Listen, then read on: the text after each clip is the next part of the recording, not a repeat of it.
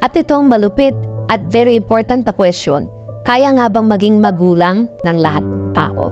Or meron ba mga tao na talagang hindi sadya at hindi bagay sa parenthood? Alam mo kung paano mo dapat tinatrato ang anak mo? Dapat nandito ka sa gitna. Hindi ka pwedeng maging masyadong mabait dahil lalata yung anak mo na hindi disiplinado. Pag masyado kang mabait tapos wala kang panin, tignan mo, anak mo hindi ka susundin. Worse, yung mga nakikita pa ako yung anak binubugbog yung magulang. If you're being too kind to your child, you are doing your child a disservice. Tinuturuan mo yan maging masama kasi walang control eh. Walang reins, meaning walang check and balance sa batang ito. Panay bigay, panay bigay, panay bigay. You are growing a spoiled child. And ang tendency niyan, nagiging pasaway, nagiging walang direksyon ng mga bata at ang fault nito ay sa magulang.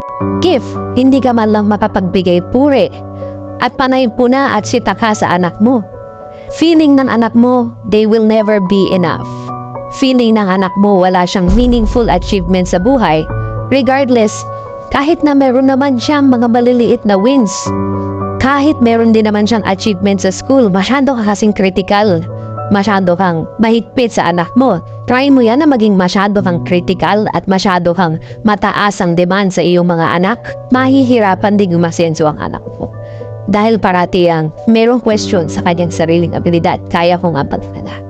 Hindi mo pwede kasi sabihin na mahal mo isang bata tapos every time na makikita mo, pagalitan mo. Anong klase pagmamahal yan? Pakikita mo, inaayos niya naman yung kama niyo. Phoenix niya, hindi mo man lang mapuri. Totoo nga ba na mahal mo yan?